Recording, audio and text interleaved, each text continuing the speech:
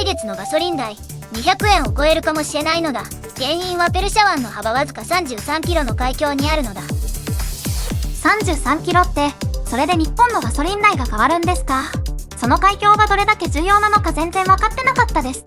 今日は3つのことがわかる動画なのだ。1つ目、ホルムズ海峡が封鎖されると日本のエネルギーがどれだけ危機に瀕するか。2つ目、トランプの最後通帳が何度も伸びている本当の理由。3つ目、なのに日韓の株価が上がった矛盾の正体なのだ。株価が上がったのに矛盾って、戦争中なのに株が上がるってどういうことですか？気になりすぎます。まずホルムズ海峡が何者なのかを押さえるのだ。ペルシャ湾とオマーン湾をつなぐこの海峡、幅は最も狭いところで33キロしかない。でも、ここを毎日約2000万バレルの原油が通過するのだ。世界の原油海上輸送量の約 20%、天然ガスは約 15% がここを通るのだ。2000万バレルって数字が大きすぎてピンとこないんですが、日本はどのくらいその海峡に依存してるんですか？ここが日本にとって最大の急所なのだ。日本が輸入する原油の約 88%、つまり9割近くが中東産で、その全量がホルムズ海峡を通ってくるのだ。アメリカは国内生産でカバーできるし、欧州はパイプラインという代替がある。でも日本にはその代替ルートがほぼ存在しないのだ。G7 の中でホルムズへの依存度が最も高い国、それが日本なのだ。では今何が起きているのか。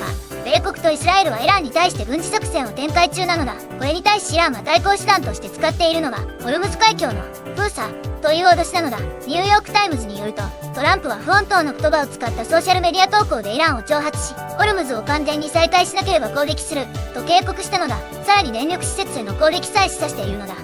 でも最後通帳って、最初は48時間って言ってたのが月曜になって、また火曜に伸びたって聞きました。これって何度も伸ばすことに意味があるんですか？むしろ弱腰に見えませんか？それが外交交渉の駆け引きの実態なのだ。ラ・ナシオン紙アルゼンチンの報道によると、トランプ自身が合意の可能性が高い、今まさに交渉中と発言しているのだ。最後通帳を何度も伸ばすのは軍事行動のコストが想像以上に高いからでもある。 CNA の報道によれば、米軍の特殊部隊100人規模をイラン南部に投入した救出作戦で、輸送機2機がメカニカル故障で離陸できなくなるという危機的な事態も起きたのだ。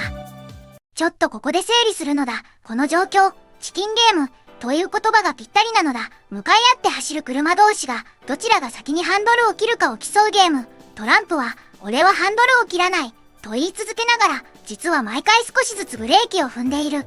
イランも絶対に退かないと言いながら交渉のテーブルにはついている。これが今の中東の実態なのだ。チキンゲームって言えて妙ですね。でもイランの革命防衛隊が海峡は元の状態に戻らないって言ってましたよね。あれ、どういう意味なんですか？これが今回の最大のポイントなのだ。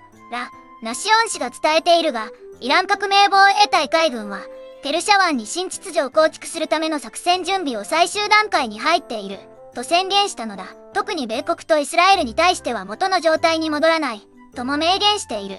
つまりイランは単純な封鎖の解除ではなく、ペルシャ湾における自分たちの影響力を制度的に確立しようとしているのだ。ではなぜ市場はそれでも株価を上げたのか。ここに悲観と楽観の非対称性という市場心理のメカニズムが働いているのだ。投資家たちは最後通帳が伸びた、交渉が続いている、全面戦争は避けられると読んだのだ。最悪のシナリオが少し遠のいたと感じた瞬間、株は上がる。日本市場でも韓国市場でも同じ反応が起きたのだ。でもこの上昇が続くかどうかは別の話なのだ。それって原油価格は逆に上がってますよね。WTI が113ドル、ブレントが110ドルって数字、聞いてて胸が痛くなりました。株は上がるけど原油も上がるって、普通の人にとっては全然いい話じゃないですよね。鋭いのだ。株価の上昇と原油高は同時に起きていて、これが矛盾の正体なのだ。機関投資家にとっては有事に強い株、エネルギー株、防衛株を買うチャンス。でも同時に原油高は確実に進行しているのだ。ラ・ナシオン氏によると、WTI 原油は1バレル113ドル台、ブレントは110ドル台まで上昇しているのだ。この数字がこのまま続けば、日本の輸入原油コストは爆発的に増えるのだ。BBC やロイターは原油の供給リスクを前面に押し出した報道をしているが、ニューヨークタイムズは交渉継続中という外交的側面に重点を置いているのだ。この報道姿勢の違いは何を意味するか。米系メディアは戦争回避のナラティブを支持しやすく、英国系メディアはエネルギー危機の側面を重視する。日本のメディアはどちらかというと NIT 寄りの楽観的な報道が多いのだが、本当にそれでいいのかは疑問なのだ。ここまでを一言でまとめるのだ。ホルムズ海峡の封鎖危機は現在進行型。原油は WTI113 ドルまで上昇。トランプの期限は延長中で交渉も継続中。株は楽観。原油は悲観というねじれが起きているのだ。ではこのねじれ、日本の生活者にとって何が起きているのかを見ていくのだ。具体的な数字で見ていくのだ。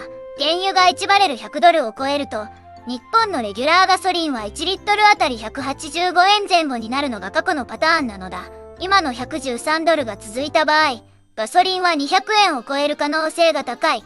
月に50リットル給油する家庭なら、100円時代と比べて月に5000円以上の増加、年間で6万円を超えるコスト増になるのだ。年間6万円って、それだけで旅行1回分が吹き飛びますよね。しかも車を使う地方の人は逃げ場がないですし、都市部と地方でダメージが全然違いそうです。その通りなのだ。実は電気代への影響も見逃せないのだ。日本の発電に使う LNG、液化天然ガス、もう多くがホルムズ海峡を経由してくるのだ。原油が高騰すると LNG も連動して価格が上がり、電力会社が燃料費調整額を上げる。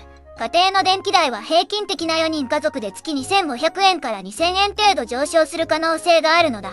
ガソリン代と合わせれば月に最大7000円。光熱費、燃料費だけで年間に8万円以上の家計負担増になる計算なのだ。さらに波及するのだ。農業用の燃料、物流のトラック代、プラスチック製品の原材料、これが全部値上がりする。スーパーの食料品は3から 5% 上昇する可能性がある。農林水産省のデータでは、農業の燃料費は生産コストの 15% を占めるのだ。ガソリンが200円になれば、春キャベツ1玉が350円から400円になっても不思議ではないのだ。ちょっと待ってください。私、一つ反論したいんですが、日本には石油備蓄が90日分あるって聞いたことがあります。つまり短期の封鎖なら耐えられるんじゃないですか。危機を煽りすぎては、という気もするんですが。それは正当な指摘なのだ。確かに日本の国家備蓄は約90日分。民間備蓄を合わせると約180日分あるのだ。短期なら確かに耐えられる。でも問題は価格なのだ。封鎖が長引かなくても市場が封鎖リスクを織り込んだ瞬間に原油先物は上がるのだ。今の WTI113 ドルはまだ封鎖が完全ではない状態での価格なのだ。もし本当の封鎖が起きれば150ドルを超える試算もあるのだ。備蓄は用を守るが価格は守れないのだ。冒頭で来月ガソリン代が200円を超えるかもしれないと言ったのだが、今の状況だとこれは決して誇張ではないのだ。幅33キロの海峡が日本のエネルギー安全保障の急所であることが改めてわかるのだ。1973年のオイルショックで日本がパニックになった時も根本は同じ構造的な脆弱性だったのだ。あの時は石油価格が4ヶ月で4倍になり、トイレットペーパーの買い占めが起きたのだ。歴史は繰り返すのかもしれないのだ。では今後のシナリオを整理するのだ。1ヶ月以内に交渉合意が成立した場合、原油は90ドル台に落ち着き、ガソリンは180円台に戻る可能性がある。3ヶ月以上封鎖状態が続いた場合、WTI150 ドル突破も視野に入り、電気代、ガソリン代、食料品の三重苦になる。そして最も重要な変数は、火曜日東部時間午後8時というトランプの期限なのだ。この期限を今度こそ守るのか、また伸ばすのか、そこに世界が注目しているのだ。僕の見立てを正直に言うのだ。トランプは今回も期限を延ばすか、あるいは限定的な軍事行動に止めると思うのだ。なぜなら全面戦争になれば原油が150ドルを超え、それはアメリカの消費者にも直撃するからなのだ。